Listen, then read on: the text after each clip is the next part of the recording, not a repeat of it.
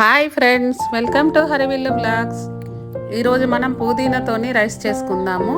చూడండి, ఇది మా ఇంట్లోదే పుదీనా, ఆర్గానిక్ది. చాలా తక్కువ ఇంగ్రీడియంట్స్తో అయిపోతుంది. ఫస్ట్ పెరుగు మిక్సీ పెట్టుకోవాలి. పెరుగు, అల్లం వెల్లుల్లి పేస్ట్, కొంచెం పుదీనా, కొన్ని పచ్చిమిర్చి ముక్కలు, కొంచెం ఉప్పు వేసి మంచిగా మెత్తగా మిక్సీ పట్టి పక్కకు పెట్టుకోవాలి. ఈ పుదీనా కూడా చాలా హెల్త్కి మంచిది. మనము అంటే ఒంటికి చలవ చేయడానికి కూడా చాలా బాగా పనిచేస్తుంది. ఆకలి పెంచుద్ది.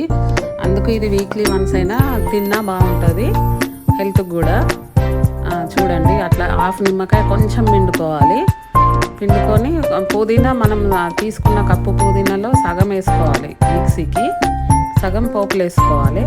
అవసరం అనుకుంటే మ్యాక్సిమం సరిపోతుంది. చూడండి, అలా మెత్తగా మంచిగా చేసి పక్కకు పెట్టుకోవాలి. తర్వాత కొంచెం నెయ్యి వేసుకోవాలి. మనము సరిపడా ఒక హాఫ్ స్పూన్ అంత నెయ్యి వేసి ఒక హాఫ్ స్పూన్ వరకు నూనె వేసిన నేను. బిర్యానీ ఆకులు, దాల్చిన చెక్క, ఇలాచీ, లవంగాలు, కొంచెం పువ్వు, ఇవన్నీ వేయాలి. కొంచెం ఫ్రై అయినాక పచ్చిమిర్చి వేయాలి. పచ్చిమిర్చి, ఉల్లిగడ్డ కూడా మంచిగా ఫ్రై కానివ్వాలి అన్నట్టు. ఒక 5-6 మిరియాలు కూడా వేయాలి. ఇవన్నిటిని మంచిగా ఫ్రై కానిచ్చినాక అప్పుడు మనం ఒక హాఫ్ అన్ అవర్ నానబెట్టుకున్న బియ్యం ఉంటాయి కదా, ఆ బియ్యాన్ని వేసుకోవాలి అన్నట్టు. చూడండి, అలా ఫ్రై చేసుకోవాలి. ఇప్పుడు మంచిగా ఫ్రై అయినాయి కదా, అప్పుడు టమాటా ముక్కలు మరీ చిన్నగా కోసేసుకోవాలి. అంటే గ్రేవీ లాగా కూడా చేసేసుకోవచ్చు, కానీ నేను చిన్న ముక్కలే కోసిన, ఇద్దరికే కదా అని. తర్వాత దాంట్లో కొంచెం ధనియాల పొడి, కొద్దిగా జీలకర్ర పొడి, కొద్దిగా గరం మసాలా, కొంచెం కారం, ఇద్దరికే కాబట్టి కొద్దిగానే వేసుకోవాలి. తర్వాత ఇప్పుడు మనం చేసి పెట్టుకున్న గ్రేవీని కూడా పుదీనాది అందులో వేసుకొని కొంచెం బాగా ఫ్రై కానియద్దు. జస్ట్ 2 మినిట్స్ అట్లా పచ్చిగా పోయేంత వరకు కలబెట్టుకోవాలి. ఇప్పుడు మనం నానబెట్టుకున్న బియ్యం ఉన్నాయి కదా, అవి వేసుకోవాలన్నట్టు. నేను ఒక 2 మందమే చేస్తున్నా.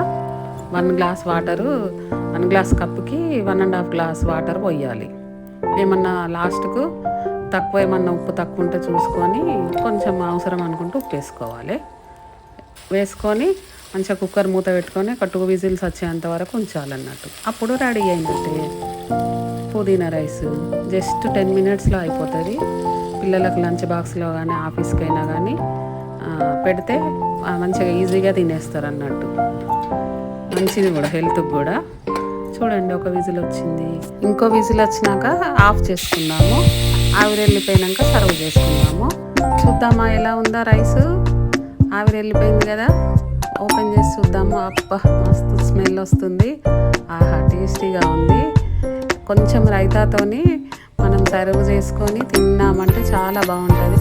నేను చెప్పిన మెథడ్లో చేసుకొని ఎలా ఉందో టేస్ట్ చూసి కామెంట్ చేయండి. ఇలాంటి వీడియోస్ కావాలి అంటే ఛానల్ని లైక్ చేయండి, షేర్ చేయండి, సబ్స్క్రైబ్ చేయండి హరివిల్లు ఛానల్ని. Boy friends.